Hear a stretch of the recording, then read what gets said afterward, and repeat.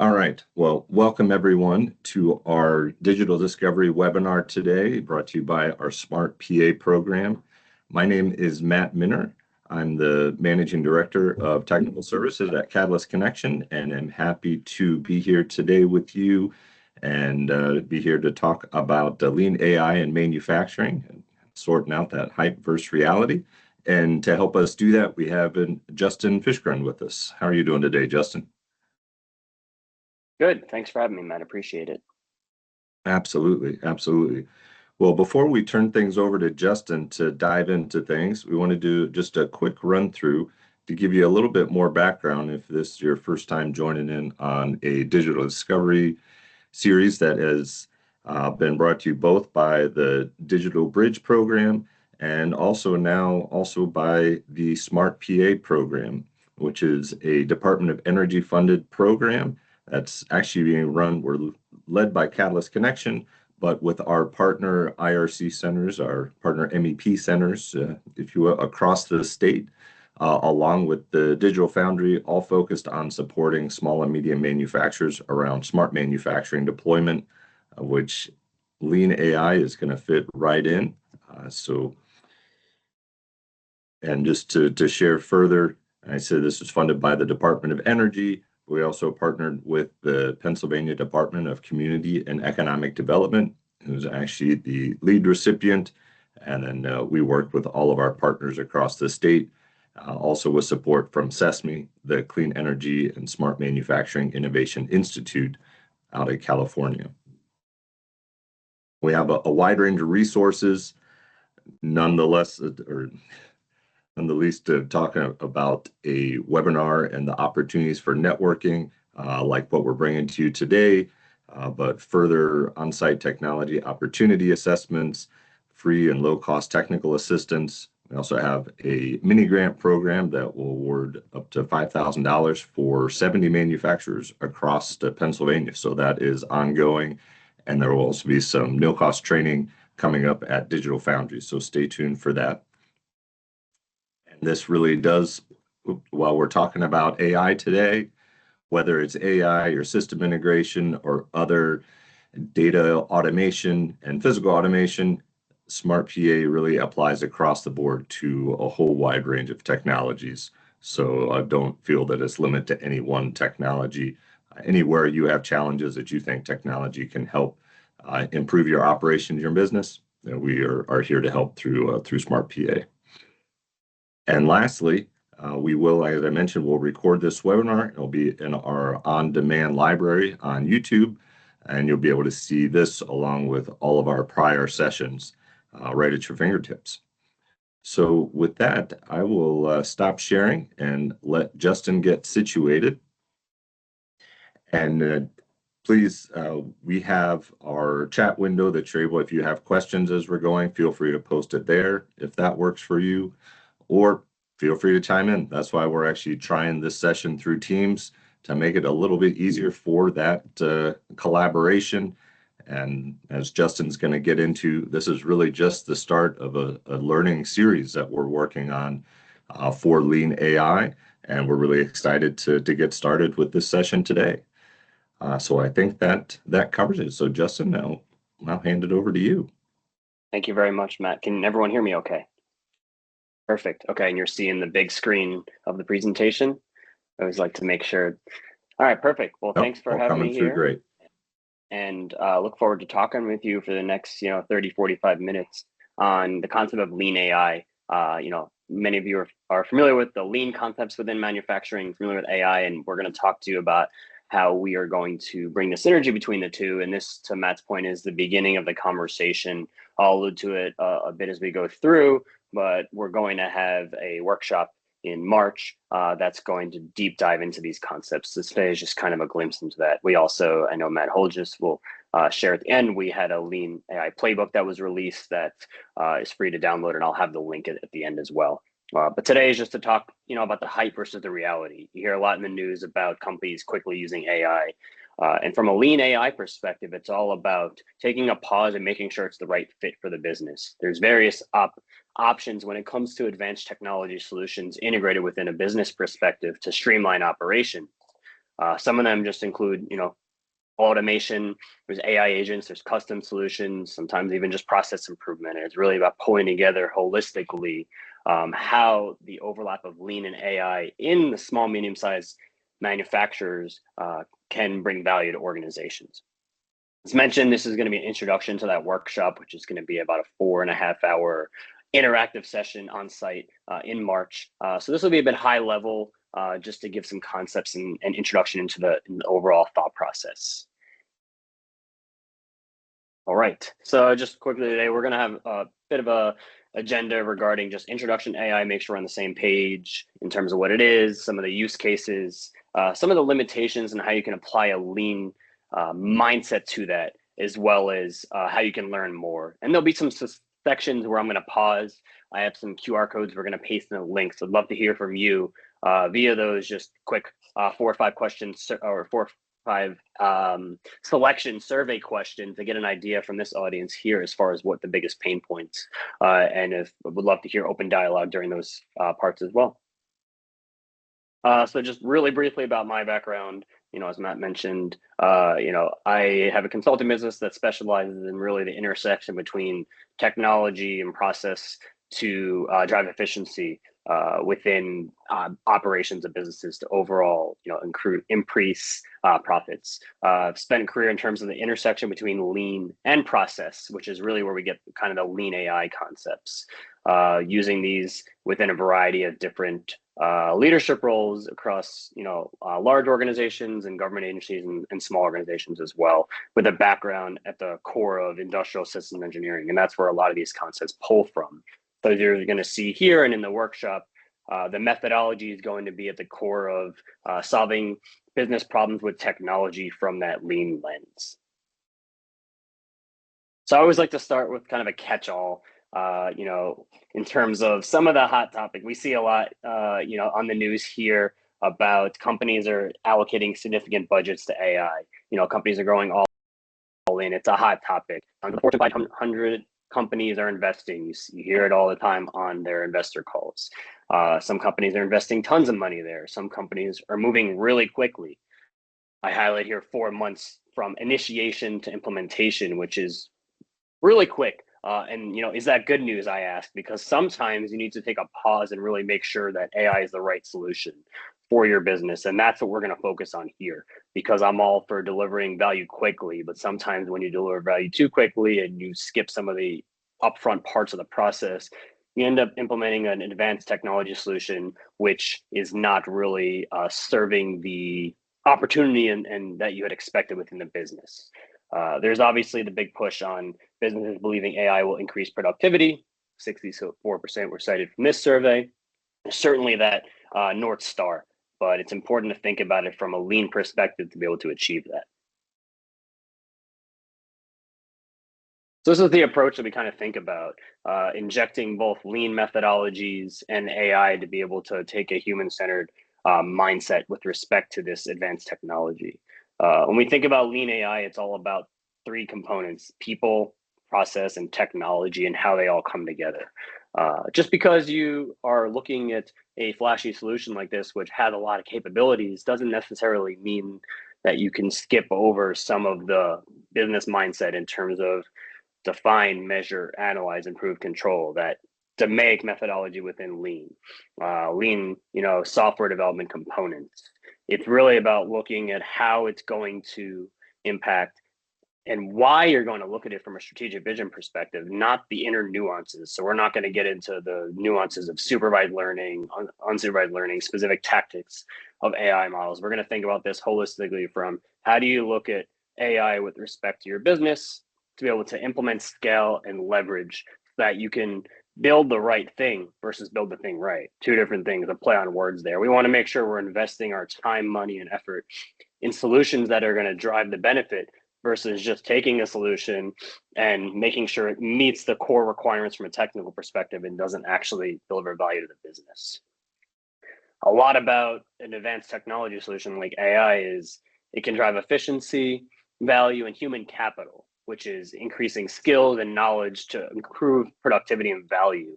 But in order to get to that North Star, you need to really think about where does it fit within your business And within your business, it might differ from a friend's business or a large business. And that's the process that we look at here.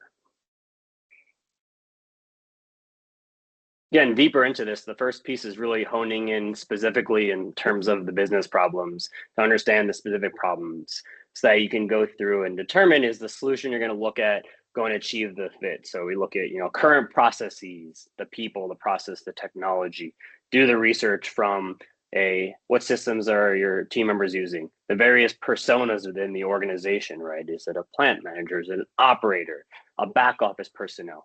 For each of these roles, there might be a different solution or sets of solution that would be in place. And this is really important to hone in on, because you need to make sure you're looking at the specific problem space to achieve the objective. I was actually reading an article this morning on OpenAI, who's behind ChatGPT. Their operator agent they just released. It's supposed to be an agent that's going to help you scrape across the internet and do tasks like use OpenTable to book reservations and things like that. In concept, in theory, it is a great concept. Very advanced technology that has a lot of potential. But what I found fascinating from this use case and this article I was reading was that they're struggling with the usability, getting people to buy into this technology and actually leverage it. And of course, with any technology, you have like the early adopters all the way through. But even from that perspective, what could potentially be missing, and again, it is early, is what specific components of the end-to-end journey need to be addressed, and how does the solution fit that? So I just use that as one example. There's a lot of ways to leverage advanced technology, but if you don't focus on the right area and how it's going to work for the specific user personas and type of personnel within the business or external users, you might find yourself spending time and effort in an area that isn't going to deliver the efficiency impacts you expected. Then we get into, what we discuss here is lean AI, which might be a new concept to some folks in terms of the integration, but it's really integration of artificial intelligence and lean tools, which are really common in manufacturing, to be able to take advanced technology solutions and use them to drive value, eliminate waste within a business, and kind of pull it together.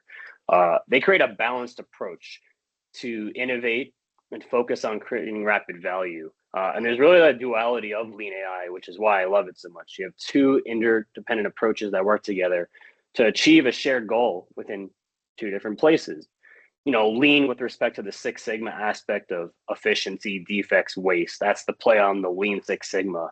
And then lean secondarily with respect to lean software development, delivering value quickly, iteratively, thinking about your technology investment and prototyping and testing before you go too far down the path.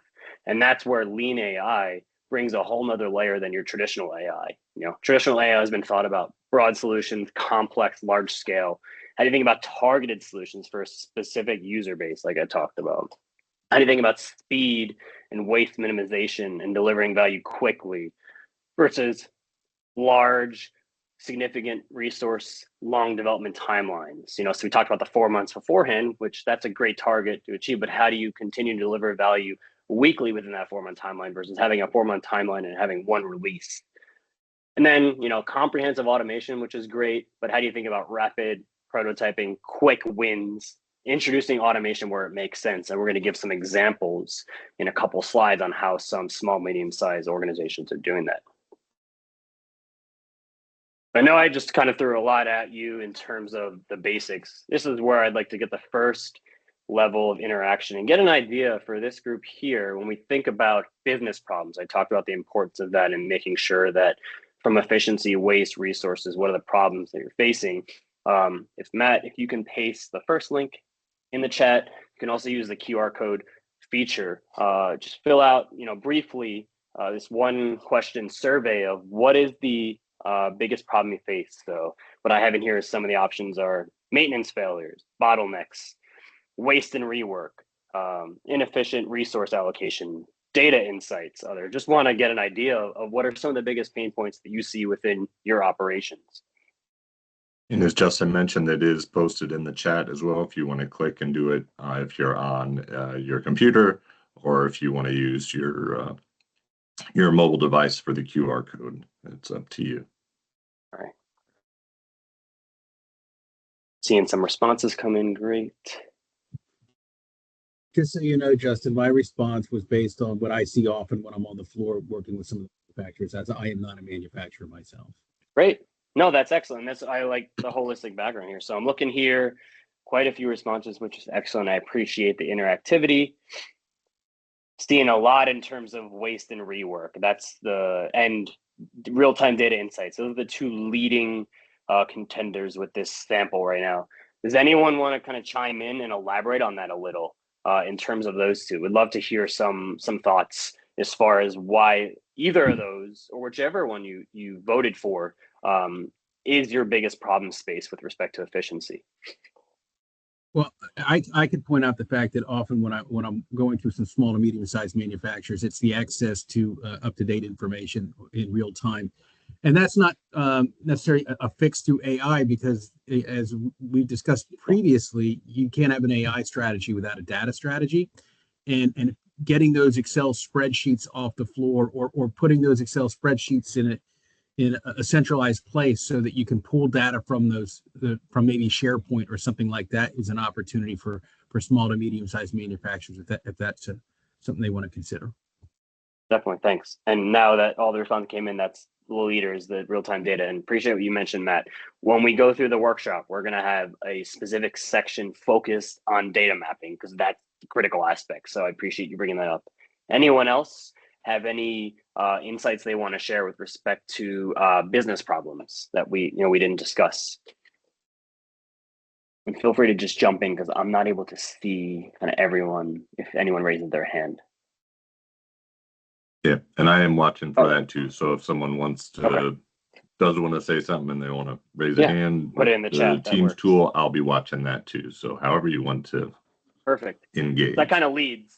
And as I mentioned, big on interactivity. So when we get to the workshop, there's going to be a lot of that, because I think it's important to discuss the concepts, but also the actionable takeaways. So I'd love to hear now, because we're going to dive into both benefits and concerns today, overcome risks. So using that same function, if you could paste in the question via that link, as well as use the QR code, what are your biggest concerns with respect to AI based on what you've read? You've used AI, you know about it. What are those kind of watch outs that you see? I have here pre-placed answers: data privacy and security, displacement, considerations on ethical, transparency of models, regulatory, lack of understanding.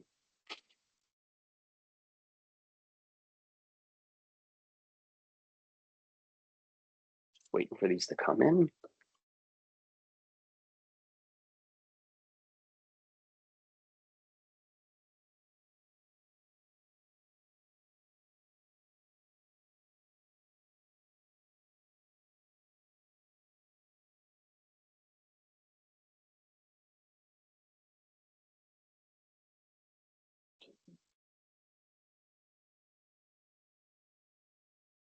All right, about 8 to 10 responses. So I'm seeing here data privacy and security, critical component, transparency, explainability, and then lack of understanding of the use cases. So with that being the leader, which is great to kind of hear these, because these are fundamental to what we're going to be covering in depth. Does anyone want to elaborate on any of these, just to give some additional context? Feel free to put it in the chat or shout it out. I think related to the data security, that becomes an issue. I think that a lot of the smaller manufacturers aren't really understanding the opportunity for the AI tools that can be native to their own data systems, as opposed to what's going to be shared online or gathered from online, or what are you going to be sharing with people outside? Am I going to be releasing confidential information about my customers or my process as I'm trying to leverage these AI tools? And understanding that difference between those general tools and platforms that may lay outside of your network or your system. Yes, thanks, Matt, for bringing that up. Again, critical point that we're going to touch on briefly today, and then will be another part of that data is, is it a closed environment or open environment, in terms of, is data being shared outside your environment, and are the models that you're using your data to train, right? Those are the two biggest questions that I hear within my own experiences working with small, medium-sized companies that are the biggest concerns. So appreciate you sharing that as well. Okay, so one we'll other move on. thing I'd mentioned, Justin, we've actually done a couple projects, actually student projects, with one of our programs we have through Pitt, and those we've had a couple manufacturers take advantage and look at AI when it comes to really more the large language model side of it, because of the wealth of information so many manufacturers work with, especially for, say, custom design systems, engineered systems where they have a lot of customer requirements. They've been building systems for decades and trying to optimize their processes to quickly identify, hey, we've done this before, or we've done this piece, and to not reinvent the wheel, but leverage what they've done before. So they see there's certainly a big opportunity there, but then it does create, I think it kind of ties into that transparency or that, black box idea of how's this working? So and then also, is it accurate? How do I trust this? The QA, like how do you QA when you have something that's doing so much? I mean, we're using AI because we can't do it ourselves. So then how do we go around and feel comfortable that is accurate? And even when it is cordoned off, hey, this is just for information, not even talking about the privacy or concerns there, which obviously are all on top of that. But I think we've started to see that with a couple opportunities, and that's been a big interest point for a lot of our manufacturers that have those types of requirements and needs. Yeah, excellent. Thanks, Matt, for bringing that up. A lot of good points there that we're going to hit on in terms of the explainability of the models, transparency. Is it doing equity, fairness in terms of, from a bias perspective? You alluded in terms of there's a couple different areas, which I'll touch on a little today, and then will be a big part of our active learning is that there's various types of options. Using an off-the-shelf solution to fully customizing the large language model that builds it, and there's various costs associated with that. There's also other options with you're leveraging some of the large language models that have been built by these large companies, like OpenAI and Anthropic, and then you're customizing an interface that uses those. So I say that because there's many different types of options that you can go down the route when you're thinking about exploring AI, and doesn't have to be this large time and money intensive solution if the return on investment isn't there, which is one of the things that we also want to look at. So thanks for the feedback on that. We'll move on in terms of kind of the next piece, which is just the basics of AI. And I say this is that in order to leverage, AI from a business perspective, doesn't matter if it's small, medium, large. It's not like everyone in the organization needs to be an expert on every single component. You need to be able to understand, fundamentals about it and what it can and cannot do, and continue, and then have the right team around you. So what we talk about here today is just what AI is, right? At the end of the day, it's just the stimulation of human intelligence and machines, so that they can perform tasks that typically require human cognition. They get smarter as they feed from data, and they can mirror human tasks. These are all around you, and they've been around for some time. Virtual assistants, like when you tell your phone, or recommendations on Netflix. That's all some function of AI. And when we think about it, it's become a lot more common. It's been around since around the 50s, but it's taken off with generative AI, ChatGPT, really the most common, and it's brought the term of AI to be ubiquitous in industry and in personal lives as well. But conversational AI, which is what ChatGPT is, and those chatbots, it's just one small component of AI. Granted, one of the most common that people think about from a day-to-day perspective. But there's so many different types of tools out there. And while ChatGPT is valuable, and both Matt and Matt hit on this, there's a lot of different components to consider from a data security perspective. Is your data in a closed environment where it stays within your network, or is it being expanded out? And the models that you're using, are they using your data to train on them? These are important things to consider when you're thinking about the type of solution you want to go and what's important for your business. Various types of AI, again, don't need to be an expert in all these, but just like to show this in terms of the overall ecosystem. ML, which you hear, machine learning, algorithms to make decisions, right? At the end of the day, NLP, or natural language processing. That's just being able to allow computers to understand and interpret human language. And then you have the large language models, which is really a realm of NLP. That's where you start to get into the vast amounts of data, tons of computational power to understand and generate human-like text, which is what a lot of these large companies like the OpenAI GPT models, which ChatGPT powers off of, Claude from Anthropic, which is a lot of the tools that have become very commonplace are using.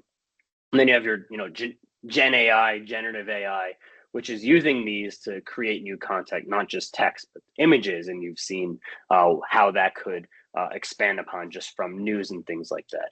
And again, not that you need to be an expert in all these, but understanding the various types and the theme that has been coming up already in the first 15 minutes of discussion, which is data, right? And Matt, you said it, without a data strategy, there is no AI strategy, and that couldn't be more true. And that's why you're going to constantly hear that term.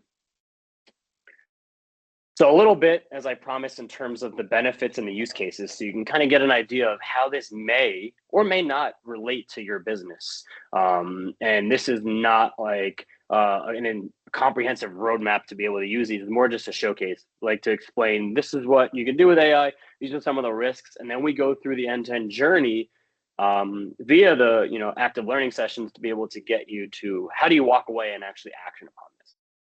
AI, again, can be really valuable from a human capital perspective. And I say it, and I sound like a broken record when I continue to say it, but a lot of focus on, replacing human workers. And in my opinion, where I see AI most valuable is it's empowering companies, personnel to automate routine tasks and providing advanced tools that can augment their capabilities, right? Allowing employees to focus on the more strategic, creative, value-added tasks. That inherently is the full unlock potential of what AI can do.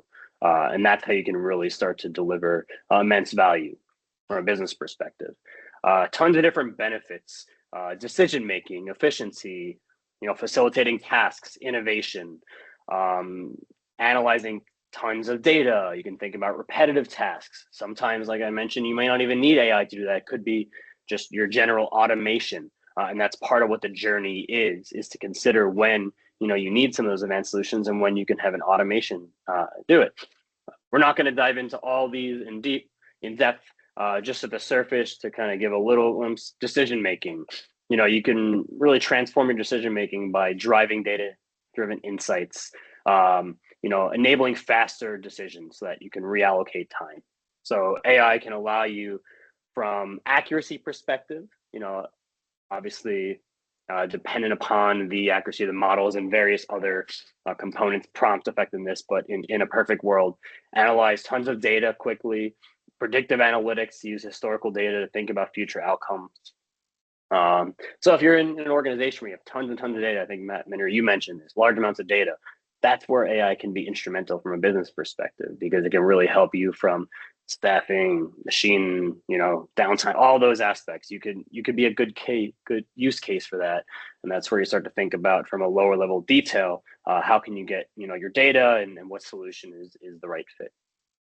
From an efficiency perspective, it's revolutionizing industries from an automating tasks beyond just your generic automation, scripts that have been used in the past. You can think about automating repetitive, labor-intensive tasks to free up resources and people. So one of the best examples I've come across and used is you can have PDFs and PDFs and PDFs of information that you typically used to have someone go through, and now you can use an AI agent or an experience, whatever you want to call technology experience, to go scrub through that, pull that information using a large language model, and then generate some response or content after that. That's a really valuable use case because it used to take hours and hours to sift through that. And that could be a good example of where an AI solution can be valuable. Predictive failures. There's a lot of companies using from like a customer service perspective. So you can handle customer inquiries 24/7, reducing, workload. And then just in general, like unstructured data, especially conversationally via some of those, chat to drive value and reduce man hours. Companies are using it for like reviewing contracts. And again, there's pros and cons to that. But this is really a building block of, years ago, just your classic RPA, robotics process automation, was something that is specialized in. And now there's a new way of it where it's intelligent RPA, where you're leveraging AI and advanced tools to continually learn on those. So if you have a business that there's tons of routine, repeatable tasks, aging machines, quality issues, back office paperwork. This could certainly be a solution that can help you become more efficient and really offload some of that manual work to allow your team members to spend more time on areas where the human cognition can be more valuable. That isn't suitable right now for AI. A couple different use cases more tactically in terms of how a small and medium-sized manufacturer could benefit. So if you think about it from a back office perspective, you have a function where a small medium-sized manufacturer, they're producing, materials, or, they're making whatever sign materials or whatever part, and they have a back office function to manage tasks such as payroll, invoicing. They can leverage AI to automate invoicing. You can have an AI-powered software that is going to match purchase orders with invoices, which could be a really manual data entry process. And again, you need to have the quality control in place to make sure it's effective. Payroll automation, things like that, a lot of calculation. Again, when you're talking about some of these, you need to make sure that it's working as expected. Inventory management, ordering levels, where you're going to optimize your ordering levels when inventory hits a certain point, based on lead times and things like that. And this can all result in time efficiency, accuracy with respect to if you have the models down and the processes in place, if you are compliance, and just cost savings in general, overhead costs. So this is a really good use case from a back office perspective. Now, if you're thinking about it from, a shop floor standpoint, you might have, equipment failures, and there's a lot of unplanned downtime. When you're thinking about it from a more advanced solution perspective, so the previous slide was more from a back office, maybe low tech investment, sensor deployment, IoT, Internet of Things, enabled sensors to monitor equipment based on vibrations and temperatures to be able to understand when, they might be near a breakdown, using advanced algorithms to be able to then predict when the failure might happen, to then help from a scheduling perspective. This can obviously have immense impacts from unplanned downtime, scheduling, being able to hit time, targets with respect to orders, operational efficiency has immense value there. Obviously, this use case is a bit more robust in terms of hardware, but it is something that is valuable and based on certain factors from a business use case perspective and value proposition analysis. All things, like I said, that we're going to be going through in detail during our workshop. It could be, the value might be there for a business like yours. Hey, one question, yeah. Justin.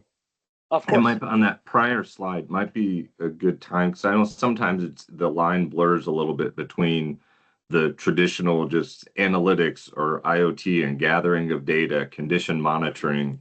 So obviously just the fact of putting sensors on machines does not make it AI yet. So where do you, and nor is just collecting and monitoring data.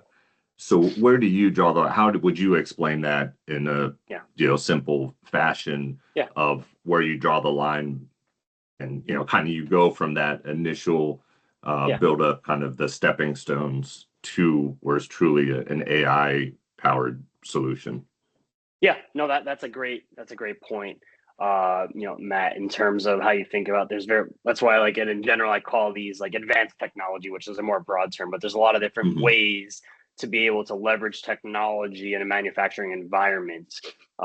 When you're thinking about the whole ecosystem in terms of putting advanced technology like hardware solutions in place to then be able to collect data and decision upon that, like when we talked about here from the human cognition perspective, be able to make decisions, advanced analytics. That's how I see this use case here with respect to incorporating the next level.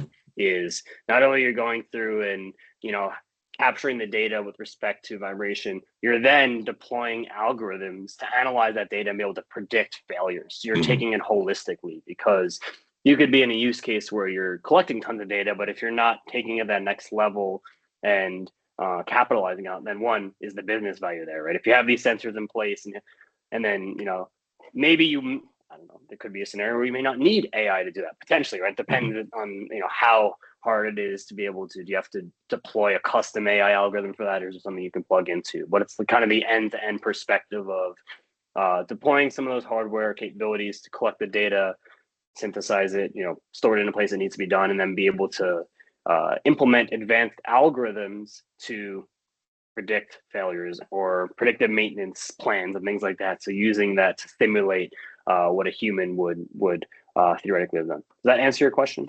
Yeah, absolutely. I think that gives some great context. Thank you. And I have a quick question, if you don't mind, and maybe this is a statement as well. Don't you? Yeah. I mean, I feel a lot of small to medium-sized manufacturers where some of their wasted time or their challenges is around quoting, especially if they're job shops, right?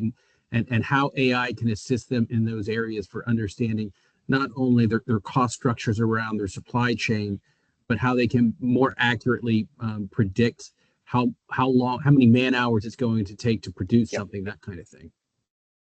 Definitely. So that's where, and kind of a combination of the back office function, but that's where you have a plethora of data from, historically when you have similar type jobs, and you can use those to create, advanced algorithms or feed off of algorithms with this data. So that's a great example with respect to tons of historical data and using that effectively. Because one, it could save a ton of time, also save money with respect to if you price it, incorrectly, things like that. And then, two, it could help you, become more efficient with respect to, the whole process of actually going through the quoting process. So I think that's a great example when you think about tons of historical data to be able to make decisions. And that's where you can get into, from a solution perspective, which, dive into more deeply as you understand the business use case. There's some companies who, like I said, are developing these custom interfaces. So for all intents and purposes, it's like a chat GPT, but specifically for a company trained on their data, where they're leveraging one of these models and they're using it for specific use cases with respect to what you just mentioned, right? Like, help me draw up a quote for something, based off of this data set. So there's certain hybrid approaches that can be done, based off of the specific use cases. But that's another example from a quoting standpoint. So that's part of what we would do in terms of an initial assessment, as I talked early on in the business problem. Where do we think about prioritizing the quick wins based off of, data, time, quality, efficiency savings with respect to what the cost would be to implement a solution like that? And what I like to call, and you'll see it in the lean tools, is the value level of effort conundrum. How do we identify those things that are going to be, medium impact, low to medium effort? And it could be something like that you just mentioned, Matt.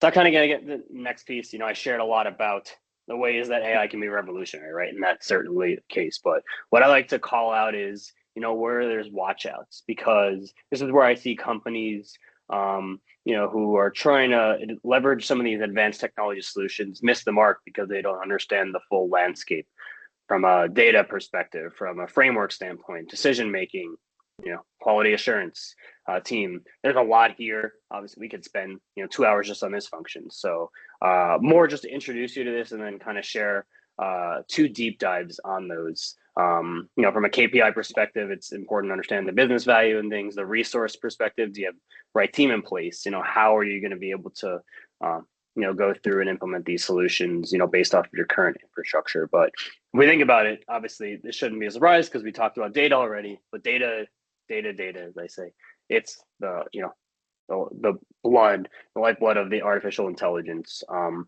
The example I like to use is, imagine if you're trying to create an inventory allocation system, but you don't have that sales data. How would you even do that, right?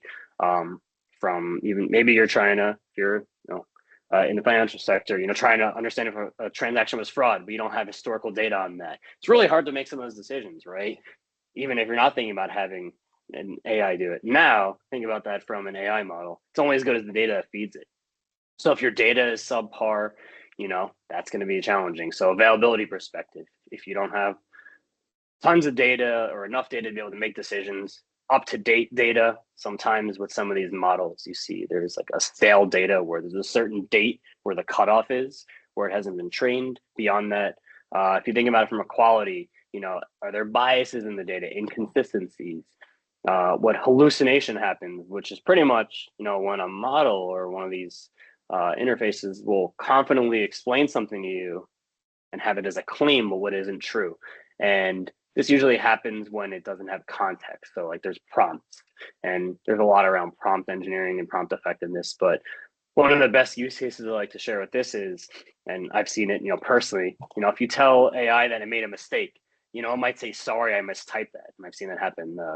ChatGPT would say, sorry, I mistyped that. That's actually a hallucination because it didn't mistype it. What happened was it's scanning through in the background all this data and this text, and that's what it finds is the most often response when someone corrects themselves. They typically say that statement after, which I find is fascinating in terms of explaining that type of hallucination, just to showcase, there's a lot of great value with AI, but something as simple as that shows you kind of some of the drawbacks. So hallucinations, data, comprehensive view. Where does your data live? Is it holistic? In terms of being able to make well-informed decisions. The predictions, we want to make sure that they're valuable. Is there, sorry, question or? Yeah, I was just, that example you mentioned was just so, I think so perfect. And I think it's just a great reminder how, it's when you have your garbage in, garbage out, but it's based on our data.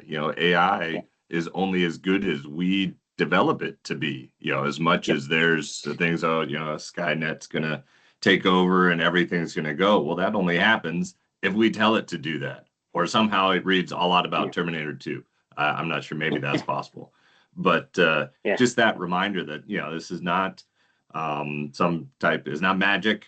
It's just, we have another, third party we work with to talk about, there's no such thing as AI. It's just really, really good software.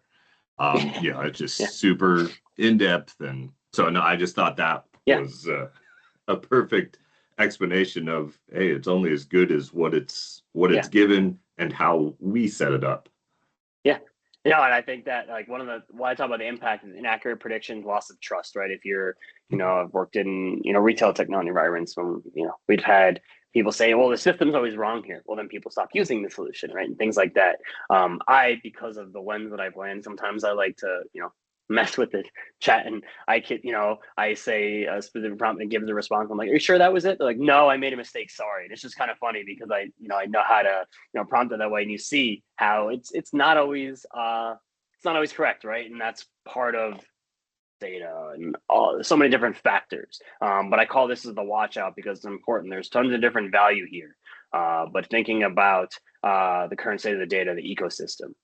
And that's where, again, talk, briefly just in terms of any solution that you might decide to leverage within, your businesses, small, medium enterprises. If you think about it and it's not an off-the-shelf solution and it's something that's going to be somewhat custom, again, doesn't need to be, in my opinion, a full-blown, you build out your own large language model because that can be very costly. And there's use cases that might be valuable, but it's important to think about and consider and make sure that it's in a closed environment, right? So the data you have, it's going to be under your control. We'll learn on your data, but it won't leave your environment because proprietary data is important. Certainly understand that. And it's not like we want to just talk about your custom, your ChatGPT solutions and things like that, because there's risks with that. So that's the differentiation in terms of really understanding the entire ecosystem. Ethics. The analogy I like to use here, and it's really important to have ethical considerations up front. And I bold that, underline that, because that's critical before you start leveraging. Because it's like, let's say you're trying to build a house, have a blueprint. At first it might feel great, freeing, there's no design. But as you continue to start, you might have an unstable structure, unsafe, and you might miss critical elements and things like that. So I use that as an example. You want to make sure you have the pipes and everything in place from an ethical standpoint up front, establishing the clear guidelines so that you can set yourself up for success in the future. From an objective perspective, how does it align with your values? The governance, policies, auditing to make sure the performance is there, training the team on best practices. There's a lot here, right? Setting up a center of excellence, depending on the size of the organization. Some of these may or may not need to, depends in terms of complexity of it. But long story short, having this in place to make sure that you have the government structure, because what you don't want to do is be quick to adopt it, as I mentioned, the companies that are very quickly within a couple months, but then you miss some of these pieces and now you find out compromised decision making. Your data or your models are skewing towards a certain, bias. That's, obviously not a scenario you want to be in. You want to, you don't want to have misuse where employees are not sure what's allowed, what isn't allowed, data protection and things like that. And really lacking a strong framework there can lead to compromise integrity, lack of trust within the organization. It's just like any process or technology that you introduce. You always want to have the controls in place, especially with something to this extent. So 15 minutes left, so only a couple more slides, but this one I wanted to take a pause here. We've talked about it. Obviously, it's been brought up a few times via myself, Matt, data. So I'd love to just get an idea from this group here. How would you assess the maturity of the data within your organization? So Matt, if you could paste that in the chat, if we could scan the QR code that works for you, and just kind of get an idea from this group here, how would you would rate your data, and we'll kind of have it on a sliding scale: minimal data, some data, all the way through high quality. Good amount of data. Okay.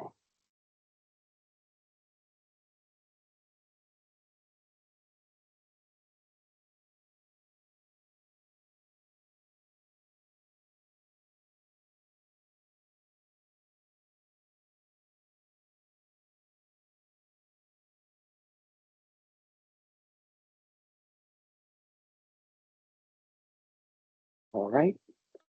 So I've got about 10 responses. Very similar to what I typically see with small, medium-sized businesses that I work with, is in kind of the middle two answers. So, organizations here tend to have a good amount of data, but the data structure and the quality is the big gap. And that's the piece that the good news is that it's part of the roadmap, right? Which is, when we think about it, and I'm going to get to that in 2 slides of what this successful roadmap to AI adoption, that's part of the roadmap. So it's not a blocker, right? It becomes a critical path item.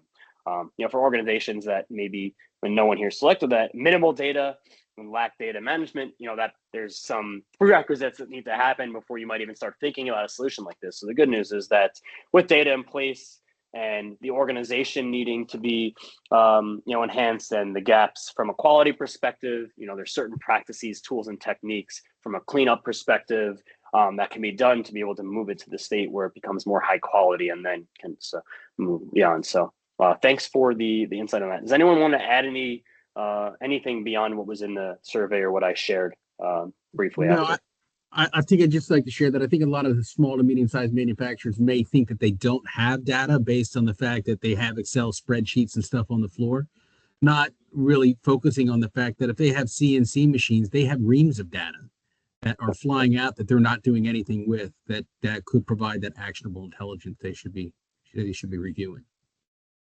Excellent point, Matt. Appreciate you bringing that up. Just because you may not have tools in place that you're actively capturing, it's available, and being able to set those plugins or make it more accessible is part of the roadmap as well. So appreciate you bringing that up. Most of the time, the data is available. To your point, it's just making sure it's accessible and in a central location.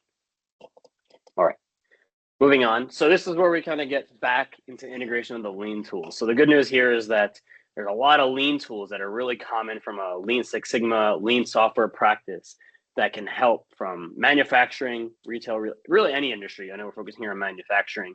First step is obviously acknowledging the limitations, and which I shared, and then overcoming them with some of the tools. And by leveraging these tools, this is how we can really capitalize on making sure that your organization is assessing and ensuring the readiness, effectiveness of what an AI solution is, to ultimately de-risk the investment of capital investments and money into something that may not deliver value, or may not might be released and then find out that there's gaps from a model perspective or ethical component. And this is why we go through these. I'm not gonna deep dive into any of these because we can spend tons of time on this. This is I could go off on a tangent and spend hours on this, and this is going to be a big part of the workshop as well. But just having a Gemba, going and seeing the work, right, and going and understanding the specific use cases from on the shop floor versus the back office, and really getting a good idea. The failure mode effect analysis is one I was having a conversation earlier in the week. Being able to leverage that to understand from a few different places what good use cases are, but also before you implement a model, once you put something in place, depending if it's, you know, an outward facing model, public perspective, which may not be as relevant in all use cases. You don't know how users are going to interact with it, and being able to practically, you know, play out scenarios, what could go wrong and how you can mitigate that. Thinking about it from the value and level of effort perspective, as I mentioned, thinking about it from, you know, iterative releases and doing testing, you know, minimum viable product is a big mindset within Lean. How do we do prototyping and you know, low to no code development of solutions to be able to truly understand, you know, even if it's an amazing solution. We talked about usability in the beginning for that, you know, OpenAI agent perspective. But if you're going to develop a robust solution for shop floor employees, but they won't buy into it because they won't trust it or things like that, how do we de-risk those, you know, and validate some of the assumptions beforehand, so you don't invest tons and tons of money in a solution that isn't actually going to work? Because when you get it in the hands of the operator, it's missing a key component. Obviously, just making that up, but I've seen things like that happen in various scales. So this is kind of the bread and butter in terms of leveraging Lean from a toolkit perspective to be able to overcome some of the limitations we talked about. There's great tools like process maps, data to help facilitate data mapping, you know, to understand the end-to-end flow of data. So there's a lot of different techniques you can leverage throughout that journey to be able to capitalize on a solution. So this is the kind of talk about, there's typically 4 main, you know, aspects of an AI roadmap.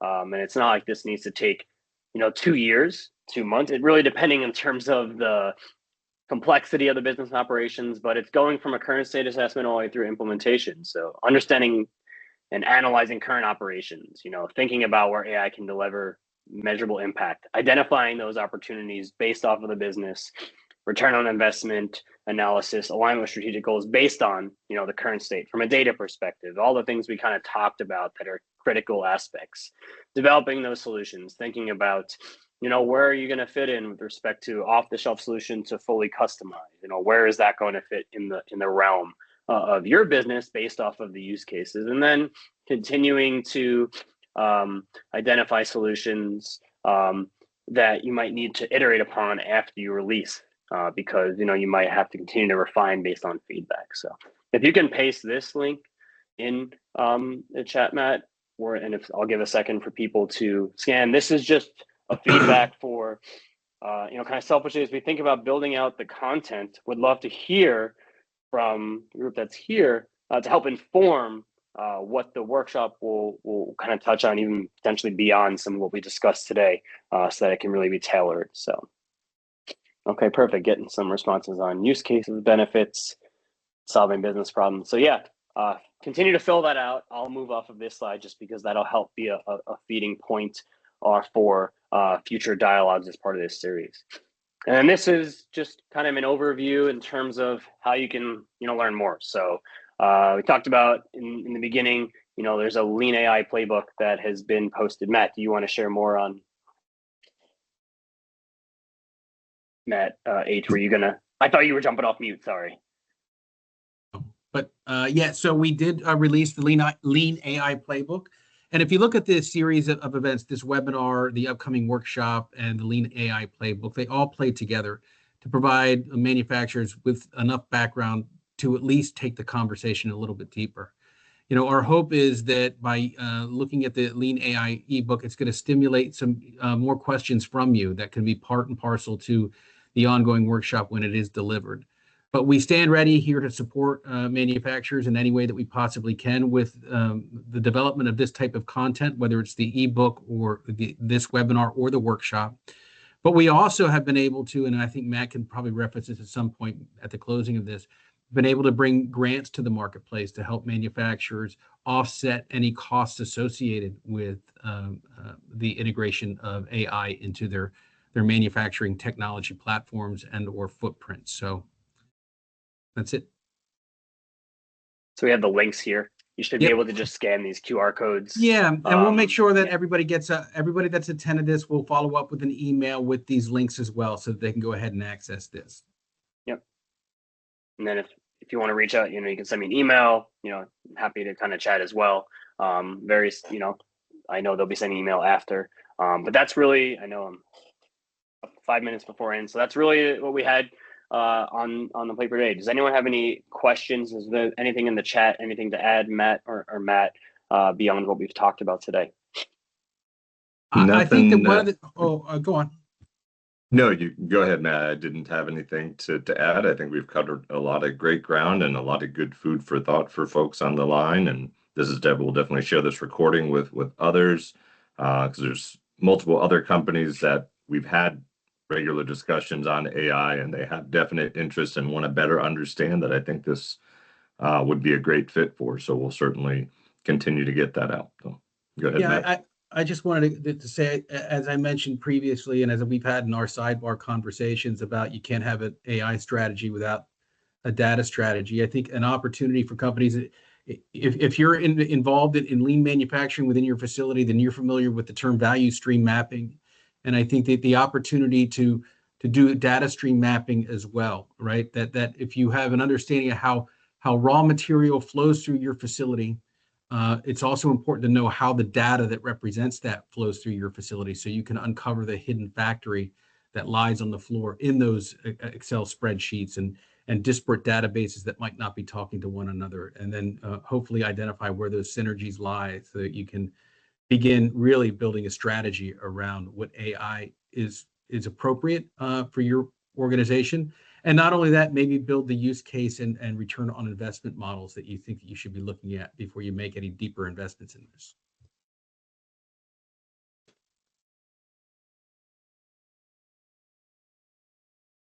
Okay. Well, with that, let's see. If you do have any other last questions or anybody want to chime in, please do.